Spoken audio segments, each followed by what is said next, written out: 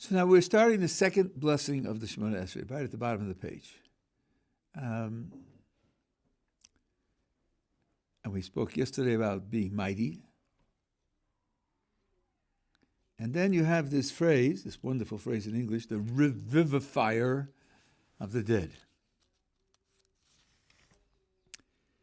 In the Hebrew, the strict meaning of the word is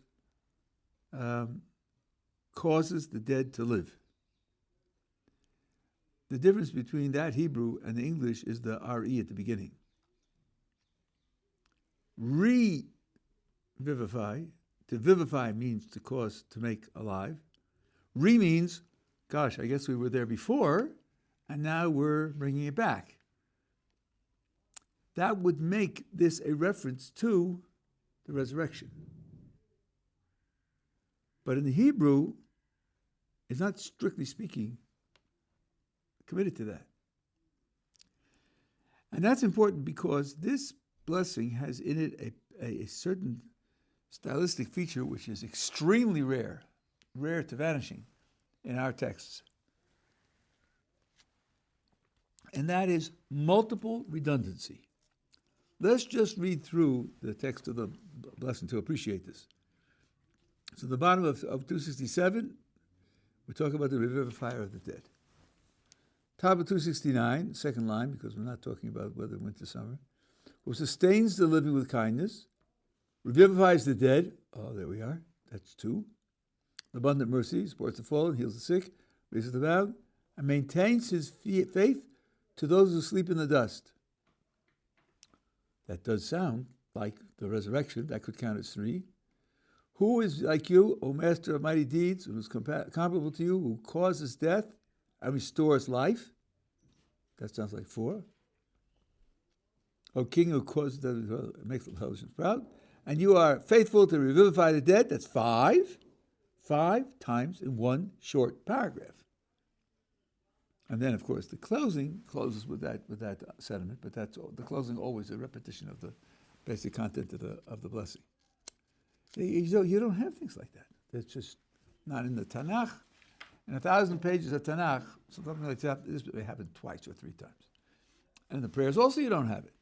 It's not characteristic of our literature to make use of repetition and redundancy. So there's a variety of ways to explain this. The Abu Jaham, which is the earliest whole sefer on the text of prayer, early Rishonim, says the following. Here, it doesn't refer only, or perhaps even centrally, to the resurrection of the dead who are given life after they die. This is talking about when you look at a human being and look at him within himself, cut him off from his environment and circumstances, look at what powers he has within himself, what you will see is that he doesn't have the power of life. It's like a vacuum cleaner which isn't plugged into the wall. If it's not plugged into the wall, it's not going to do anything. It needs electricity from the outside. We too need circumstances from the outside to maintain our lives. And there's a metaphysical, spiritual element here that God provides life to us continuously. And then, given more modern understanding of the environment and how we interact with it, there's quite a number of factors from the fine-tuning arguments of the universe as a whole to the specific characteristics that you have on the earth, which indicate that a great deal of care has been built into the creation in order to make life possible. Here's a very simple one. It's a property of water that it is at its most dense when it is at 4 degrees centigrade. When it gets colder to 3 degrees and 2 degrees and 1 degree, it expands. Doesn't become more dense. And by the way, there are at least 20 basic properties of water which aren't explained. We don't really understand how water works the way it does. So one of the results of that is, if you take water that becomes ice, it's at 0 degrees. And that means that the ice is colder and therefore less dense than the water around it, and it won't sink. And it's very important for ice not to sink, because if ice sank, then here's what would happen. The top of the river would become ice and would sink to the bottom, and then the next layer would become ice and sink to the bottom. Don't forget, water becomes ice at 0 degrees centigrade, and the air is 10 degrees centigrade or 0 degrees centigrade minus 10 degrees or minus 20 degrees centigrade. The air is much colder. So the air is going to freeze the ice, and if it drops to the bottom, eventually, after a month, 2 months, the whole river will be frozen solid. That's not good for the fish. That's not good for the plants. Everything in the river would die. What happens is not that. What happens is that as the water goes to 0 degrees centigrade, it rises. It's on the top. That's what freezes. When it becomes ice, the ice expands to the point where, as a solid, it buoys up, which then means that there's space between the ice and the water, which then means that there's air in that space, which acts as insulation, and the water doesn't freeze to the bottom. That's just a little feature of the way the physical world is set up, without which life would be very difficult. There's probably not enough cold to freeze the oceans, but there's certainly enough cold to freeze the rivers. If you don't live, if you live because of what the river gives you, those areas would be uninhabitable. Rav Desta once pointed out, contrary to the mantra that you hear from certain conservationists and the rest, there's always too much of everything. There's too much air, there's plenty of oxygen, plenty of air for people to breathe. There's too much geography. No, we're not overcrowding the planet. That's insane. When you consider the mountain ranges, when you consider the deserts and so forth and so on, it's just a question of making them habitable. And certainly today we have the ability to do that. We all like to live in crowded cities, so we think we're very crowded, but it's not because we've run out of countryside. There's plenty of room in America. We pay farmers not to produce food because that'll push the prices down. Well, that farming land could be used for housing. We're running out of fossil fuels. No, we're not. And as far as the climate stuff, you can read the critique of the various positions that there are on that. It's simply a fact that there's too much of everything. Now, why is that important? Well, suppose I don't have. It's not because God ran out. He's got plenty. That means there's a reason why divine providence decreed for me in this particular circumstance that I don't have what I don't have. So when you say Mechayim Eitzim, what you have to think is the myriad ways in which God runs the world to sustain our lives. Yes, you can include in that also the resurrection. That, I think, is the burden of the explicit words. Maintains his faith to those who are asleep in the dust. Yes, those who are asleep in the dust are those who have died. He maintains his faith to them; they will live again. But that's only 1 out of 5. And the others should just expand your mind to the conditions that are required for human beings to be able to live. I'll just give you one more little illustration of this. The tradition says, "Ein kli machzik bracha ela shalom." There's only one vessel which contains peace, and that, or shalom, which is completeness and perfection, and that's shalom. Now, I've mentioned to you maybe once or twice before, but here it comes up again. Don't trust dictionaries. Dictionaries have lots and lots of mistakes. And here's one that's very important. The word shalom is translated as peace, or hello, or goodbye. But peace and shalom are very different concepts. In English, you could say that the graveyard is very peaceful. It is peaceful. Peace in English means absence of disturbance, absence of interruption, absence of disturbing activity, and so forth and so on. Peace is a negative concept. In Hebrew, the word shalom comes from a root, shalem, which means complete. That's a positive quality. And in certain literature, it's used as a synonym for perfect.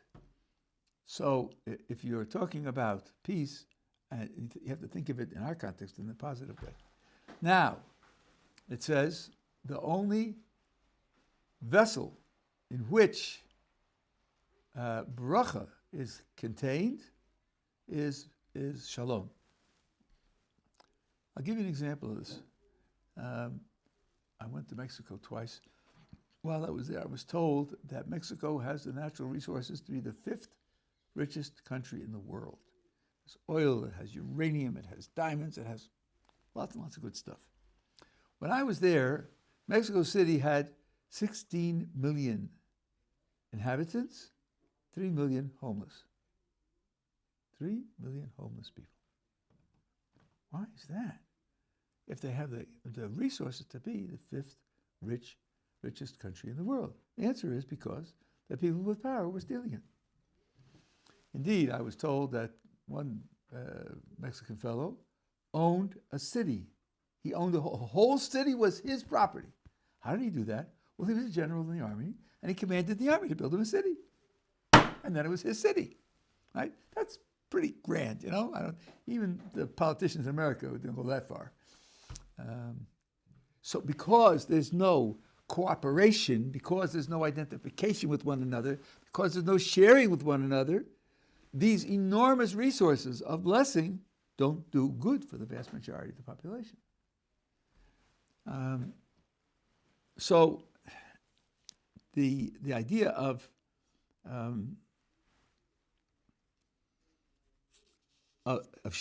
creating the idea of shalom and the impulse to shalom is one of the gifts that HaKadosh Baruch Hu gives us so as to enable us to be able to survive and flourish in the world.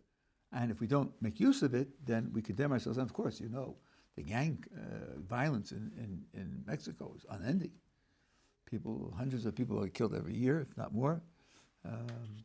So this is one of the ways in which HaKadosh Baruch Hu enables us, not enable us by forcing it on us, but enable us by giving us the means by which we can live in a successful way. So that's the general idea of this blessing. Now, on the top of 269, there are 3 phrases here. God sustains the living with kindness. Here, it's just sustaining the living. Makes the dead live with abundant mercy. Remember, we talked about the difference between loving kindness and mercy. Those are 2 different concepts. Supports the fallen, heals the sick, and releases the bound. Now, it's obvious that if you credit God with supporting the fallen, that means people fell. If you credit him with healing the sick, that means people got sick. If he releases the bound, that means that people were locked up. So this is not like the first blessing. The first blessing, we said, is characterized by chasadim tovim, which means good loving kindness is where you see loving kindness on the surface. Here you say, okay, I hear that he heals the sick, but why did they get sick in the first place? If he's protecting us, why did he get sick in the first place? And the same with fallen, and the same with being bound.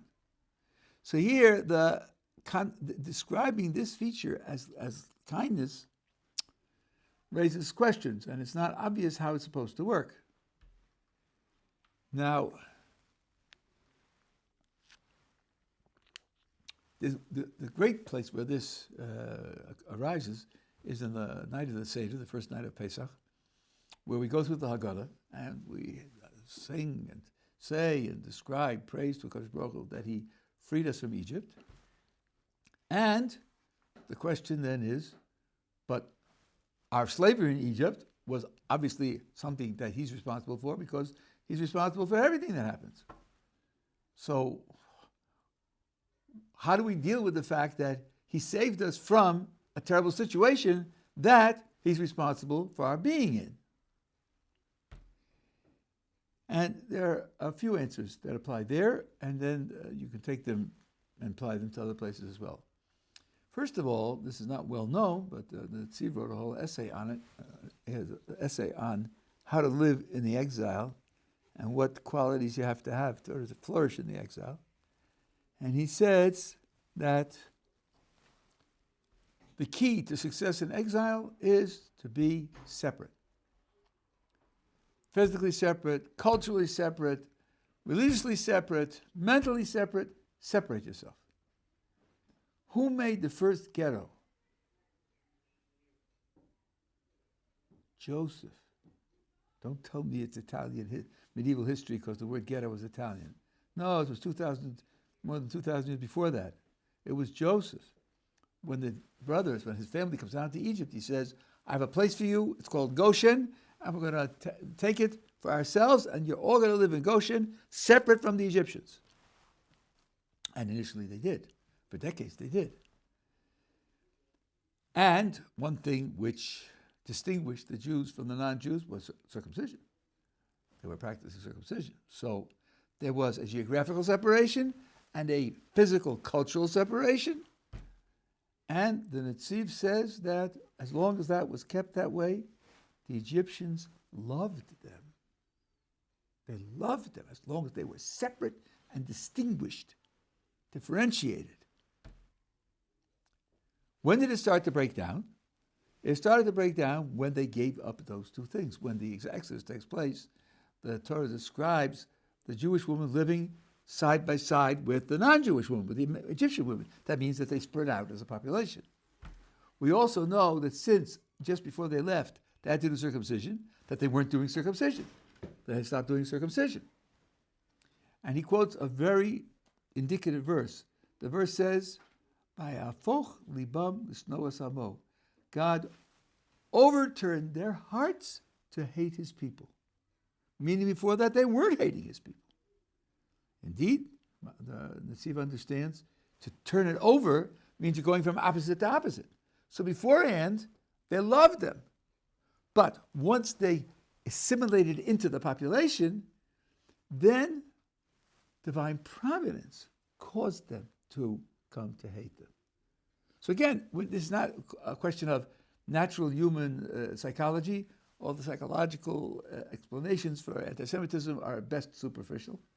The truth is that when the Jew lets go of his unique, differentiated identity, that's when the hatred comes.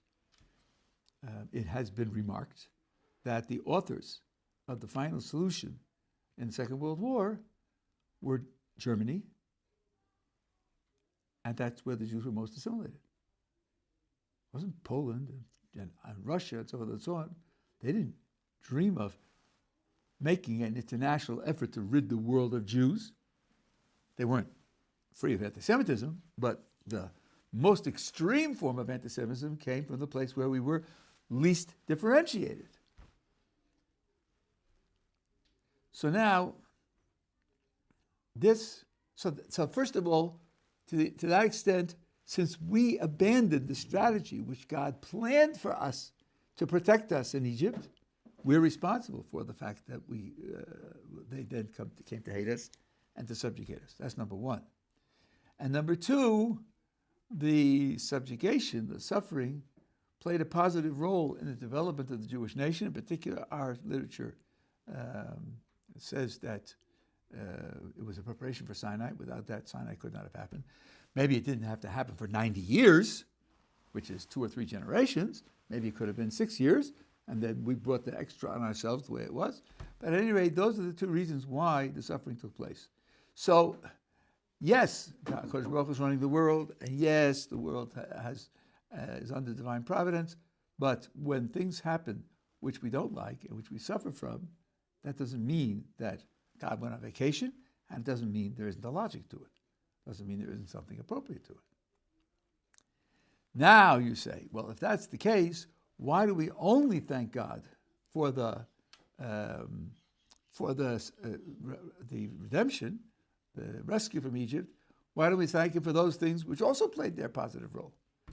And there's a sort of deep psychological concept, and that is that to express gratitude, you have to feel the goodness in what's happening.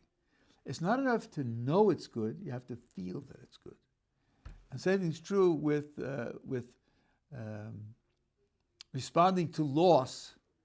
Loss isn't an objective concept, loss is a subjective concept. So we have a blessing that you make when there's a loss, Dayana MS, but that's not a question. So for example, one of the examples that the Gemara gives is, Tavas v'irasu bayam, his ship went down on the sea. He imports, exports, and he's got ships traveling on the sea, and his ship went down. Well, usually, that's terrible. You lose the whole ship, you lose all the contents of the ship, and maybe people who work for you are sailing the ship, and it's a terrible loss. But let's imagine that this fellow has 12 ships that sail the sea, and in an average year, 1 or 2 go down, and he has insurance. He's from Lloyd's of London, he has insurance. And it's now December 15th, and the first ship goes down that year. How's he going to feel? Pretty good year. First ship went down December 15th. Maybe I'll get away this year with only 1 ship going down. Should he make the blessing, judge of truth, and accept the loss on himself and retain his? There's no challenge here. He's doing well, even though his ship went down. So you don't make the blessing. You make the blessing on the feeling of loss, the feeling of being broken, the feeling of sadness, or you make the blessing on the feeling of joy, the feeling of completion, of help, and so on and so on.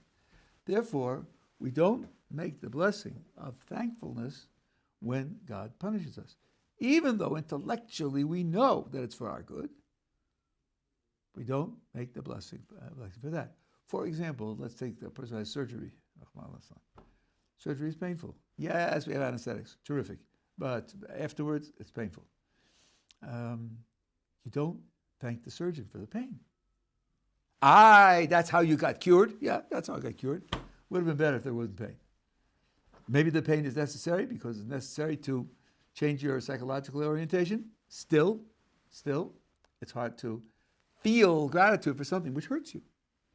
So that's why the thankfulness is there. So yes, we do understand that God is behind the sickness which He cures and the being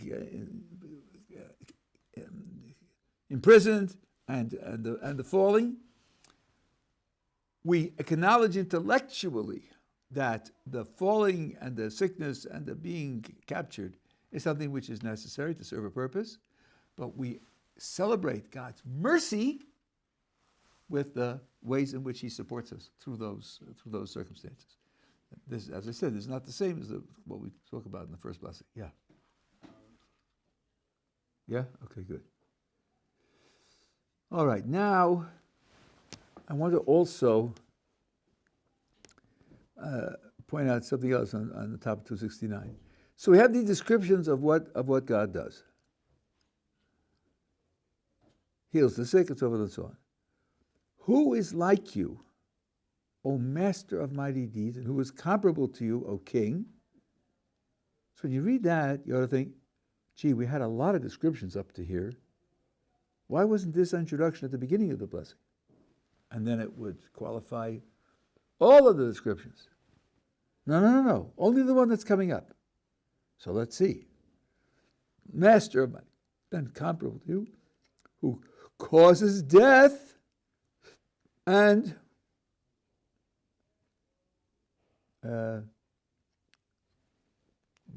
causes life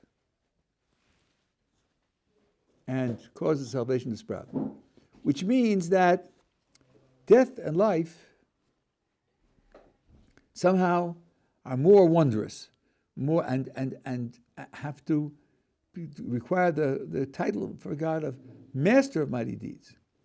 And might you not worry about the order here? What does God do? Causes death before life? Yeah, it causes death before life. That's not obvious. But as are many of the phrases in the Siddur, quotations from the Torah, Parashat Hazinu, it says exactly the same thing. And there, the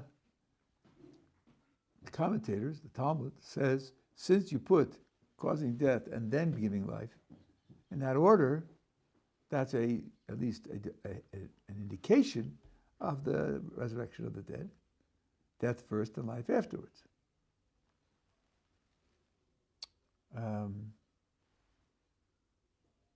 But now I think the master of mighty deeds, the comparable, first of all goes on the death. According to almost all the authorities, there are exceptions, but according to almost all the authorities, when God created the world, there wasn't supposed to be death. Had Adam not eaten from the tree of knowledge, he wouldn't have died. He would have lived forever. So death is something that comes into the world just because of human failure. And in some way, it has to be a contributory to the repair of that failure. And there's a lot of literature, especially the Ramchal, about it. But here's where you need master. When you're going to use something which isn't intrinsically necessary. It isn't intrinsically necessary. And it's going to be destructive, then you have to be very careful. You have to be in charge. You have to be monitoring it. That's why he's described as master of mighty deeds. These deeds require a master who's going to guide them, control them, focus them, and take responsibility for them. The other is if a person is willy-nilly supporting falling people, I guess that's okay. Otherwise the guy's going to fall. But causing death to then bring life is another story. So I think the reference here to master of mighty deeds is something which is really appropriate. By the way, it says in the end of the creation process, God saw all that he had done. Behold, it was very good. So the commentators wonder, what is it in the world that justifies the very? Why not just say that it's good? And the responses that you get are really thought-provoking. One is death. Death is what makes the world very good. And the answer to it in general terms is what I told you before. Death is put there so that if there's a failure, the failure can be repaired. So it means, it's not as if you set up a situation, you set up the rules, you set up the consequences, and then let it run. Let it run. You win, you lose, you lose. No. If you lose, then there's going to be a way to repair it. Because what God does ultimately comes to a success, no matter what. Maybe the repair will be painful, but there will be a repair. So that's that. And that's really all that I have to say about this blessing. Maybe I missed it, but what did we say about the seemingly redundant mentions of revivification of the dead? The idea that I expressed, and I'm again, like I always say, it's not the only idea, there are many other commentaries, is to think of all the different ways in which the world is set up so that man can live. So like the idea of water not freezing and sinking, the ice sinking to the bottom of the pond, which then would mean that all the rivers would die, and a certain portion of humankind would be impossible to, a certain environment would be impossible to live in. And this overabundance of the natural resources that are necessary to be able to live. Yes. As has been pointed out by a number of commentators, you're worried about the pollution of the fossil fuels, and you're trying to substitute eco-friendly like air power and sun power and water power. Well, they count, I think, at this present time, something like 12% of the energy needs of the planet. That's not going to do it. There's an answer. Nuclear power. Nuclear power, the record of nuclear power has been very safe. And today our technology is much superior to keep it safe. Why isn't that the answer? Okay, it's politics. Should be the answer. Would be the most rational answer if all you cared about was the planet and not tearing down Western civilization. Okay, now we come to a third one, which is very difficult, very deep. And again, I'm not even skimming the surface, but I'll tell you a little bit about it. Holiness. You are holy, and your name is holy, and holy ones praise you every day, forever. Blessed are you, Hashem, the holy God. What is holiness? So let's start in our environment, in our context. What kinds of things are holy? Well, people are holy, like Kohanim, Levim to a certain extent, and the Jewish people to a certain extent. Places are holy. There's the Temple Mount, and the city of Jerusalem, and the land of Israel. Objects are holy. A Torah scroll, a Torah book, tefillin, mezuzah. Things can become holy, like offerings in the temple.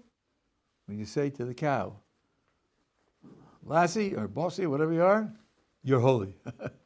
Up you go. So then it changes this entire character. It actually has holiness in it, and that dictates the way in which it can and cannot be used, and what its ultimate usage should be. So there are various features of the world that are holy. Well, let's see if we can figure out from them a meaning for this concept, and then we'll come back and try to see how it would apply to the Creator. Things that are holy are, first of all, set aside. They're different from other things. This cow is holy, but the rest of the cows are not. This piece of geography is holy, but the rest are not. And this piece of geography is more holy than that. This book is holy, and that book is not. This scroll is holy, that scroll is not. These things are set aside from other things, differentiated from other things, and the differentiation implies a certain relationship to the Creator and to the Creator's plan for the world, which the other things don't have. Some of them are what we call chefsa shel mitzvah. It's an item with which you can do a mitzvah. You can't do the mitzvah of reading the Torah by reading from the telephone book or the encyclopedia. It's got to be a Torah scroll written with certain materials and written with certain intentions, and the letters have to be shaped correctly. That's what gives it its ability to perform that function. So, and then the way you buy it and sell it is an expression of its holiness. So that means that holiness is like a two-dimensional concept. This I learned from Rabbi Soloveitchik many years ago. Number one, it's separated out for a certain connection with the Kodesh Baruch Hu, and then that has consequences as to how it can and cannot be used. Those extra requirements, extra rules that apply, are a necessary expression of holiness. Okay, if that's the concept of holiness, what could it possibly mean to say that God is holy? He's certainly different from everything else, that's true. He's separated and differentiated, but he isn't differentiated by having a relationship to something above him and fulfilling the purposes of something above him. Certainly not that, because there's nothing above him. So how can we possibly make this common idea? Now, I don't want to push the question too hard. Maybe words that apply to the Creator and apply to us don't apply in the same way. I could hear someone say, look, the context is so different, the word doesn't have the same meaning. I don't think that would be a wrong answer, an unsupportable answer. But if you could do it to make it similar, then it would be very appropriate. We spoke about mighty yesterday and the day before, that we can do it, and the same idea is going to be used here. We'll go back to the principle. We're not talking about the Creator, what He is. That's beyond our ability to conceive altogether. We're talking about what He does. I told you that's not an intellectual escape, that's not intellectual incompetence, because our understanding of light is exactly similar to that. We can tell you what it will do under various conditions. We have no clue what it does. We don't have no clue why it does. Some things are like that. So now, And we said there are different ways in which God interacts with the world. And we said that there could even be conflicts. There's loving kindness and justice. And in a specific circumstance, they will conflict. And you have to decide which one should override the other in various circumstances. Well, let's take holy now and apply it to one principle. Pick out a principle of God's interacting with the world. What would it mean to call that principle holy? Well, maybe what it would mean is there's a hierarchy of principles, and this one is related to the one above it in a special way, where it carries out what the one above it needs to have carried out, and that gives the lower one its ultimate significance, and that's what it means. When we say holy, we mean the lower one is holy because it's related in a particular way to the one above it. That would give it the same structure to holiness vis-a-vis the Creator that it has for us and for our world, our context. And indeed, when you hear the words HaKadosh Baruch Hu, which we say very often, the Holy One, blessed be He, in speaking about the Creator, that's a title for one of the modes of interaction, specifically. And the Ramchal, Moshe Chaim Luzzatto, there's a sefer which takes excerpts from his letters. And often he wrote philosophical and Kabbalistic ideas to his correspondence. So they took those parts out of the letters that we have and published it in a book. And he, in that book, my oldest son showed this to me, he said, what does Kadosh mean? Kadosh meaning holy. It means Bo Kodesh. Kodesh, Kadosh. Obviously related, they have the same root, but what's the difference between them? Well, Kadosh is an adjective, and Kodesh is a noun. A noun tells you what something is. An adjective tells you a quality that it has. This is a table. It's also white, but it isn't white. It just has a property of being white. But its identity is that it's a table. So Kodesh refers to the principle above. Kadosh refers to the principle below because the one above is invested in the one below. Two words. Kadosh means Bo Kodesh. And that means the same type of hierarchical existence and relationships between the levels of the hierarchy applies to what we can say and understand about the Creator. It doesn't apply to the Creator. The Creator is absolute oneness with no differentiations at all. But we can't deal with that. We haven't got a language to talk about it. We haven't got the concepts to understand it. So here we're talking about what we can understand of Him. And that's what we say. We're saying that He's holy. That's one part. Now, your name is holy. We spoke the other day about what a name is. A name stands in between a speaker and an object. And the name is what enables the speaker to discourse and think about the object. It's what makes the object available for speech and also to a certain extent for thought.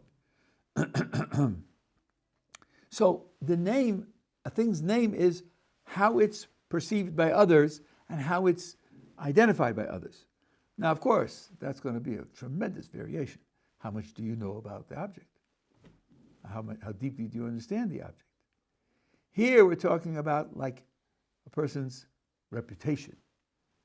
When people study what God does in the world, then they have an impression from what He does, which doesn't give them a good, deep understanding of the qualities of interaction, each one of them, and how they relate to one another, what their definitions are, but it gives an overall impression that something is going on here which is above normal understanding, and it's more powerful and grander than anything that we could otherwise imagine.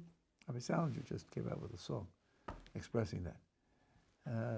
And even what we understand about the physical world, I've tracked this, and I've spoken about it a number of times.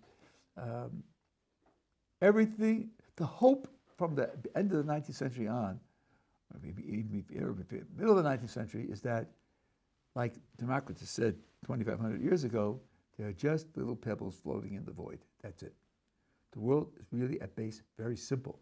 It's just little pebbles floating in the void and banging into one another and becoming attached to one another, and some have sharp points, and that's why you feel pain, and some are smooth, and that's why it feels good. So that's all. That's it. That will explain everything. Well, sorry, it didn't work out that way. Every time you pick out something and say, this is doing the job, you find out, nope, made a mistake. Underneath it, there's enormous complexity. There are molecules, and molecules are supposed to explain chemical reactions. Oh, but the molecules are made of atoms. You know what the word atom means in ancient Greek? Indivisible. That didn't work out so well, because there are particles out of which the atom is made. Sorry, got that one wrong. Okay, but what about the particles? Surely the particles? No, not really, because neutrons and protons are made of quarks. And, so it's more complex than we thought. Well, what about the quarks and so forth and so on? So I saw in a paper a couple of years ago, the behavior of the proton. Proton's a single particle. Okay, it has 3 quarks inside. What's the behavior of the quarks in the proton? How can we describe it? And the title of the paper was The Infinite Complexity of the Proton. One particle. One particle is infinitely complex. Golly, that doesn't sound like a pebble floating in the void. The further down you get, the tougher it gets. The more difficult it is to understand. Take quantum mechanics. These things disappear and they reappear and they turn into a fuzz and they collapse and there's a measurement problem and so forth and so on. Nobody has an understanding of why that happens. So you see the enormous power, intricacy, subtlety, complexity of the world. It's obviously not random. So if it's not random, then you think of the mind that's behind it, you get an enormous impression of the mind that's behind it. Power, subtlety, complexity, and foundations which are very, very difficult to understand. This is like the Time magazine version of holiness. These things are going on. If you're aware and you're open-minded and you look at them and you form an impression, something special is going on here. This is not just something that can be ignored. That's the name being holy. And then the blessing says, holy ones. Sorry. Yeah. Hashem has multiple names.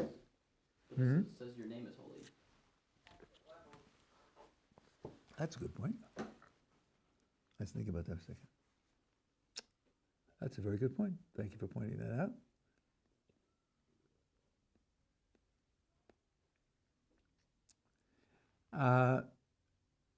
I didn't think of the question, so I'll have to check. But the natural thing to say, not all the names are equal. The one name that's the most central name is the Yud and a Hey and a Vav and a Hey. And we explained that in very simple terms as the name connoting creation out of mercy. Because the root of the word, as the Ramban points out, is being. And that means that he has absolute being. And everything else doesn't have absolute being, and therefore owes its being to him, and therefore he's the creator.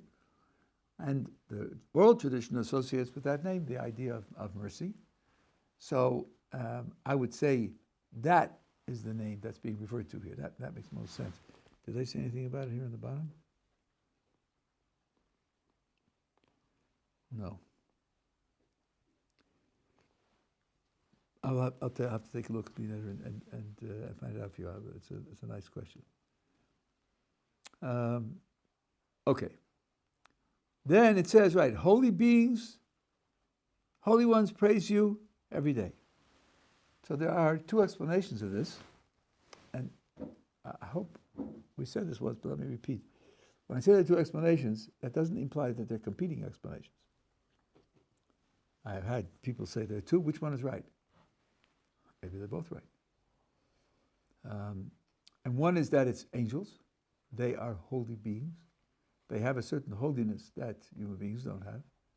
And they praise God, as we say explicitly in the prayer multiple times, this holy, holy, holy Hashem of hosts, the whole world is full of his glory, that's a quotation from the praise of the angels. The book of Isaiah reports that this is the praise that the angels give for God. And the other understanding is that it's holy people who live holy lives. Now, again, my oldest son made the following remark, which I think is very important. So the angels praise God. Gee, God creates the angels and gives them their energy, and he gives them instructions, and they follow the instructions.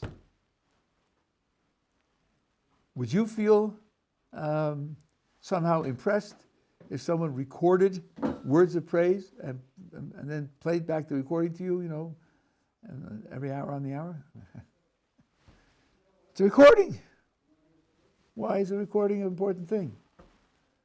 Aren't they just a recording? And he said no. And he gave the following example. Let's suppose that you have a recording that says the temperature is 20 degrees centigrade. And it's time to play on the hour. Morning, evening, when it's 30 degrees centigrade outside, when it's 6 degrees centigrade outside, temperature is 20 degrees centigrade. Okay, just sounds. Now let's suppose you have a thermometer. And the thermometer has a verbal readout. And the thermometer says, that is to say, the voice attached to it says, the temperature is 20 degrees centigrade. Well, it's a machine. It's true, it's a machine. And it's just built to register the temperature, but it's registering a real temperature. Its words describe a reality outside of it. So now how do we understand the angels praising? Is it that God just pre-programs their words, flips a switch and they say the pre-programmed words? No. An angel is a being that can register holiness. When it says holy, holy, holy, it's because it's responding to the real holiness in the Creator. And that's very important because just like the speaking thermometer can inform me what I should wear when I go out, so the angels speaking teach me something that's really true about the Creator. That's why we take their words and use them. And we always identify them as their words. We always say, just as the angels say these words, so we too say these words, meaning we aren't responsible for these words. Left to our own devices, we wouldn't have concocted these words because we don't perceive that, but they do. And the Creator shared with us what they say because they are real registers of this reality. Okay? So that's the two of them. That's the end of the blessings of praise. Now we start the blessings of petition, and the first 6 are, as I said the other day, individual or local communal petitions. They're not national petitions. They're not petitions for national salvation or rebuilding the temple or re-inhabiting Jerusalem and so forth and so on. They are local for individuals who have needs. The first one says as follows. You graciously endow man with wisdom. The word here in Hebrew is da'as, which we're going to talk about these Hebrew words because they're very subtle and very complex. And teach insight to a frail mortal. Here it's bina. Da'as and bina. Endow us graciously from yourself with wisdom, insight, and a third thing, haskel, discernment. Blessed are you who's the giver of wisdom. So I mentioned the other day that even though Hebrew is a language with very small vocabulary, when you have multiple words for the same related concepts, that means it's a matter of particular focus of the language and the culture. Here you have 3 different words for some kind of intellectual understanding. Now, what's a mystery to me, I've asked people about this many times, is that there's a 4th one, chachma, which also usually is translated wisdom. Here you have Dea Bina V'Haskel, those 3, without chachma, without that one. In other texts, like the Sephardi texts and some Hasidic texts, you have Chachma, Bina, and Das, leaving out Haskel. Each one has 3, leaving out 1. I don't know, if there are 4 terms and they all talk about something valuable, why not put them all in and say all 4? I don't know, it seems to be an obvious question. I didn't see anybody discuss it or answer it. But I will tell you what all 4 mean, because a great portion of the Jewish population uses the other 3 with Chachma in and Haskel out. I'll explain to you what the 4 mean superficially, and then we'll talk about how they're related tomorrow on Sunday, Yom Hashem. Chachma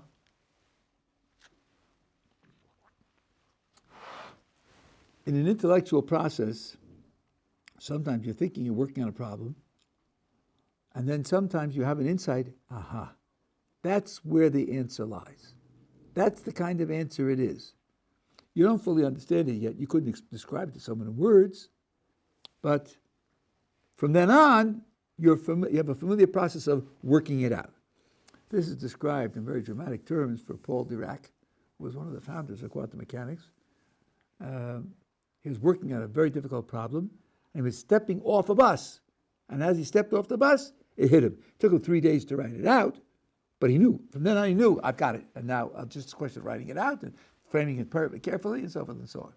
Chachma is that original insight, that initial insight, where you have it in thought. And here I want to mention an ancient prejudice, which goes back to the 30s, 40s, and 50s of the 20th century, which for you is ancient history. There was a time when people said, all thought is in words. All thought is in language. I was brought up on that, and I lived through the revolution, which would mean that if you can't say it in words, you can't think it. There's no thinking without words. Have you ever had the experience of wanting to communicate something and not having the words, and looking for the right word? How can I express this to get it right? And you sweat, and then you suddenly find and say, that's it. Now what's going on? If you weren't thinking before you searched for the words, how would you be able to tell whether these words are right and these words are wrong? Obviously, you want the words to match the thought. That means you have to have a thought. There are many, many other examples of this.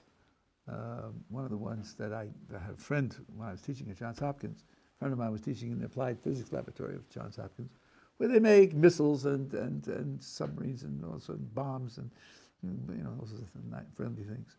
He told me that in the Navy, they had a problem with the sonoscopes of submarines. When they sent out the sonar waves and read them back, there were certain schools of fish that looked like enemy submarines. Now, you don't want to waste your torpedo on a school of fish. So it's important to distinguish between the fish and the submarines. And there were 2 guys in the Navy who could do it reliably. 2 guys. And then one died. So there was 1 guy. So I said to him, well, why didn't they ask them to teach other people how to make the Navy thought of that. Maybe that surprises you, but the Navy actually thought of that.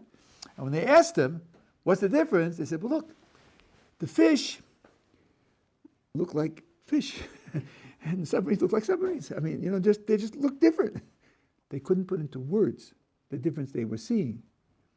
They were tested with data which we knew the answers to, and they always got it right.